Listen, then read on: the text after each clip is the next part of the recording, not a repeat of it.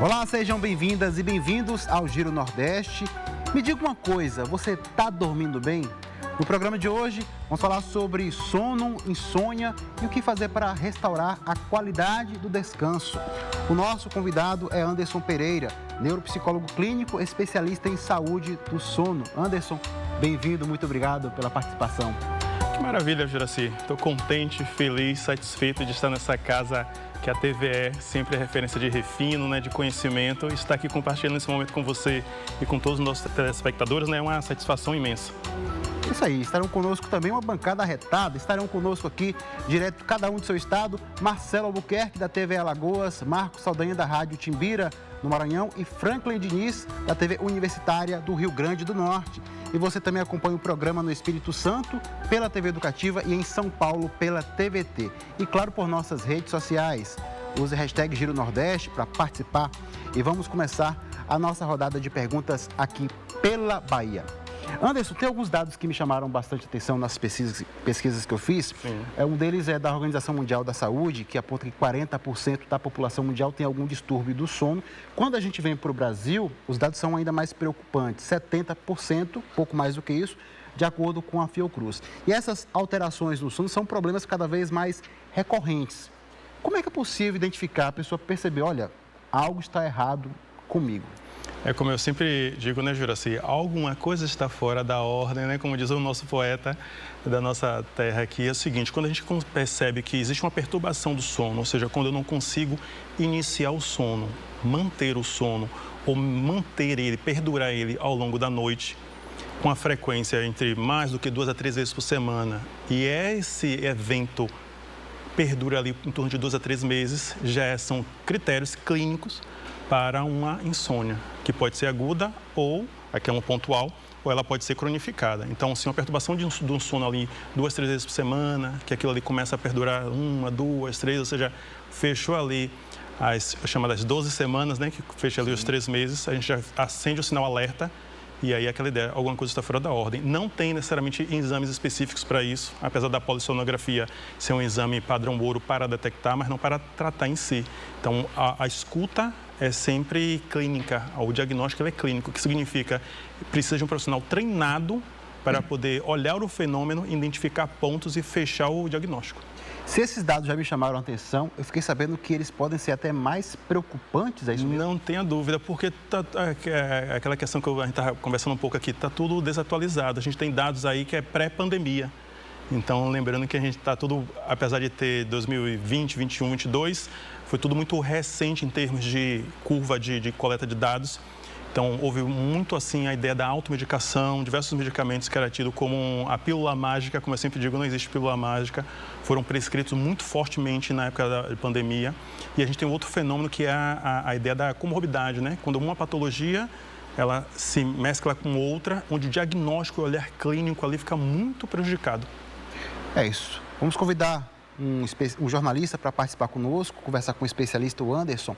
Vamos conversar agora com o Marcelo Albuquerque, da TV Alagoas, para participar conosco dessa roda de conversa. Marcelo. Olá, Juraci. Olá, colegas de bancada. Olá, Anderson Pereira. Olá, Marcelo. E olá a todos que nos veem e que nos ouvem. É um prazer estar aqui mais uma vez participando do Giro Nordeste. Anderson, eu queria trazer um pouco mais essa questão do sono que você trata, que você estuda profundamente. Eu fiquei curioso em entender melhor como é o processo de diagnóstico de um paciente que tem problemas de sono, para que se chegue à conclusão de que ele pode tentar uma terapia não farmacológica para enfrentar esse problema. Pergunto isso porque o consumo de fármacos para induzir o sono é muito comum, pelo que eu sei também, especialmente no Brasil. Então, como é essa abordagem do paciente que leva à conclusão de que, bom, esse paciente a gente pode tentar uma outra maneira de induzir o sono nele? Como é este processo? Excelente, Marcelo. O que é que a gente tem? O consenso internacional científico é já muito claro que assim, a primeira linha de tratamento para insônia ela não deve ser medicamentosa. A primeira linha de tratamento para insônia ela é comportamental, por meio da TCCI. Aí, o que significa isso, né? Que é a terapia cognitivo-comportamental específico para insônia. A gente tem a classificação internacional dos transtornos de sono, que já catalogou, né, registrou mais de 50, 60, 70 tipos de insônia. São 6 grandes grupos que têm suas subdivisões. Então, quando a gente olha essa que é o consenso, né, eu sempre falo de consenso para tirar daquele crivo de opinião, né? Então, não é uma opinião, não é necessariamente um ponto de vista, mas assim, é o que já está consolidado. Então, quando a gente olha aquilo, qual é o critério? Se eu tenho uma perturbação do sono ali com uma frequência de 2 a 3 vezes por semana, que aquilo perdura 3 meses, já está diagnosticado ali uma insônia aguda. A gente vai investigar aquilo para ver se aquilo, não sendo tratado, não cronifique. Fazendo a menção e aí te devolvendo que tem transtornos alimentares que têm influência na insônia, a gente tem transtornos psiquiátricos que vão gerar insônia, depressão vai ter como consequência insônia. Então, assim, é um termo bem nebuloso, Marcela e nossos ouvintes, porque a insônia ela é sintoma de outras doenças e também ela por si só ela tem um CID próprio, que é o G47. Então, ela por si mesma, ela é uma doença por si só. E também ela é decorrente, né, consequência de outras. Então, assim, para o profissional de saúde que vai estar ali tendo esse olhar, se ele não for um perito muito bem treinado, ele vai basicamente, que é bem da nossa cultura medicamentosa, medicar, porque geralmente nossas universidades, faculdades treinam para isso.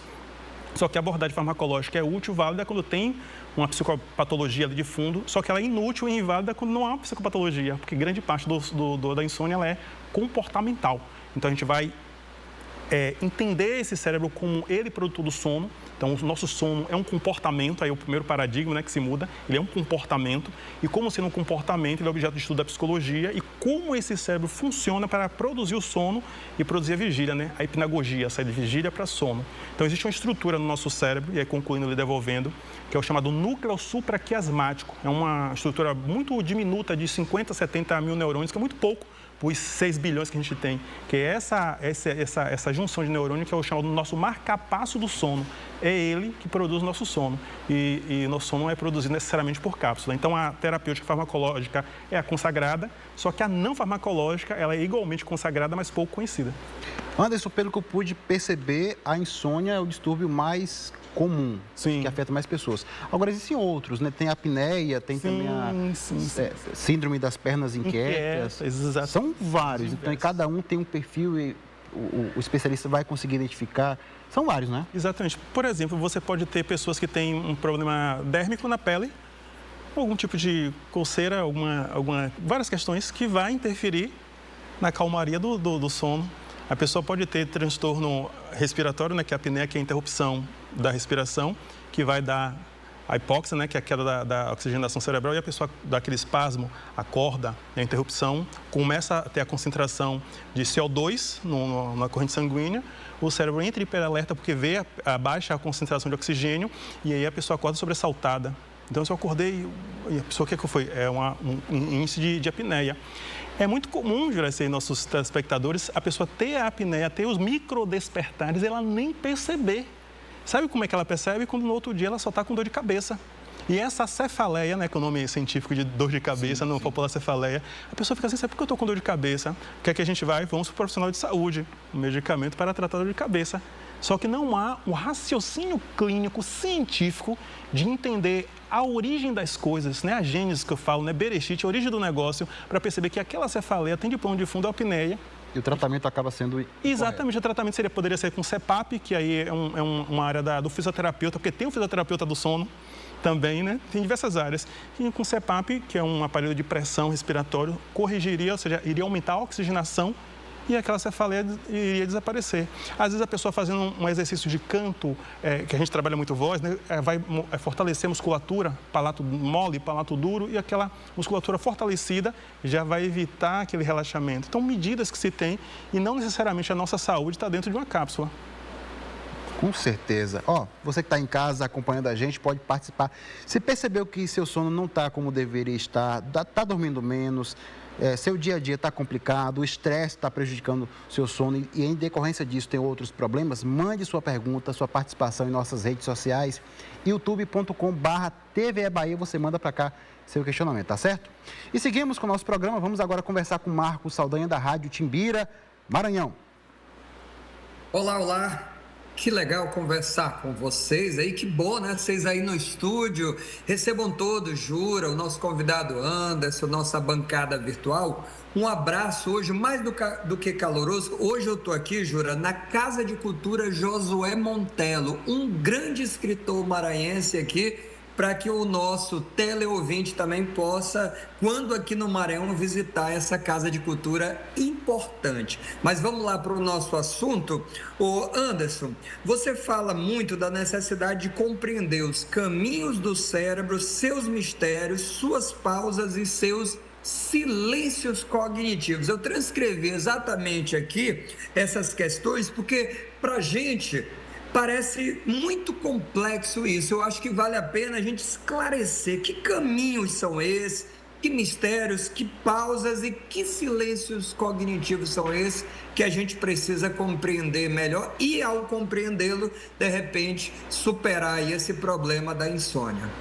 Que maravilha, Marcos Saldanha fez gostei da poética, fez toda uma poesia, maravilha, que sucesso. O que a gente tem, Marcos? A gente vai entender que, assim como eu costumo dizer, né, sou bem, assim, até repetitivo nisso, assim, existe o transplante cardíaco, transplante de fígado, né, transplante renal, mas ainda não se tem até então transplante de cérebro.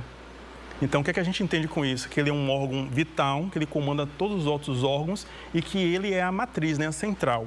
Então, assim como a fome, assim como a sede, assim como diversas outras reações, né, do nosso comportamento, o sono é produzido pelo nosso cérebro.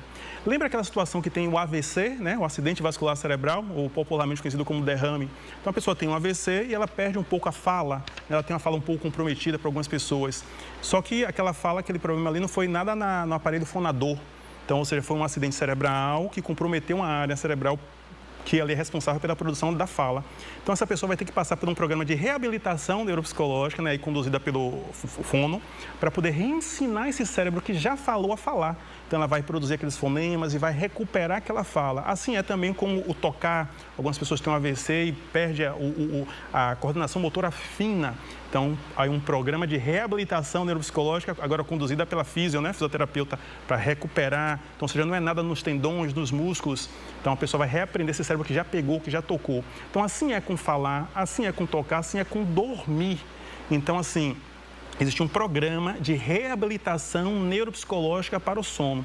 A neuropsicologia é uma área, assim, digamos que pouco recente, em termos de ciência, lato sensu é recente, né? Mas já tem vasta pesquisa nisso, que vai estudar o cérebro, como ele funciona, né? Ou seja, quais são as funções dele e quais são as disfunções. E dentro desse cenário, a gente como neuropsicólogo, a gente não faz processo terapêutico, psicoterapêutico, a gente vai olhar o que é que esse cérebro sabia, né? E ele deixou de saber, onde é que ele passou a ser disfuncional, e a gente vai reabilitar, ou seja, reabilitar, devolver a habilidade perdida total ou parcialmente. Seja, aí tem a neuropsicologia dos transtornos alimentares, a neuropsicologia da dependência química de outras substâncias, e dentro da neuropsicologia tem a neuropsicologia do sono. Então, esse cérebro que já dormiu, uma criança, um bebezinho, o que o bebê mais faz é dormir. O que aconteceu do momento ali da criança até agora que ele perdeu essa capacidade? E aí, respondendo diretamente, concluindo, o nosso cérebro está o tempo todo captando pistas ambientais. A gente tem o nosso chamado SARA, né, que é o Sistema Ativador Reticular Ascendente, que ele está o tempo todo captando pistas ambientais e regulando em que momento eu estou, existe alguma ameaça próxima, ou seja, qual a temperatura, qual a pressão. Então, assim, existem marcadores ambientais que sinalizam para esse nosso cérebro que horas são. Só que nosso estilo de vida, a forma como nós lidamos, desincroniza relógio social de relógio biológico. Então, socialmente é 10 da noite, só que biologicamente esse cérebro está registrando 1 da tarde, então não vai dormir. Então, desde horário de se alimentar, desde que a exposição à luz artificial, ou seja, a luz é um marcador, se tem luz é dia, se tem dia é sol, se tem sol não vai dormir. Se a pessoa está se alimentando dentro do nosso intestino, a gente tem um sistema nervoso próprio, que é o sistema nervoso entérico. Se tem alimento, está caçando, é dia, se está dia não vai dormir. Então, ou seja, são o que eu chamei de condutas autolesivas. Eu já mapeei mais de 50, 60, 70, 80 tipos de condutas autolesivas que a pessoa vai se lesionando no momento que ela acorda, no momento que ela tenta dormir e o sono não vem. Então, aquela ideia, a pessoa está se autolesionando sem saber. Então, o que é que a gente vai fazer? Mapear essas condutas autolesivas, desde que a alta exposição à luz artificial, são diversas. E a gente vai sincronizar esse cérebro para trazer ele justamente para a função natural dele. Ou seja, é uma intervenção, eu costumo dizer, com a cirurgia sem bisturi. A gente vai sinalizando ali, vai fazendo esse programa de reabilitação neuropsicológica, é reabilitar. Enfim, não sei se respondi aí a contento, Marcos. Acho que deu para responder sim. Anderson, obrigado mais uma vez. Seguimos aqui com o nosso programa, vamos à participação do Franklin Diniz, da TV Universitária do Rio Grande do Norte.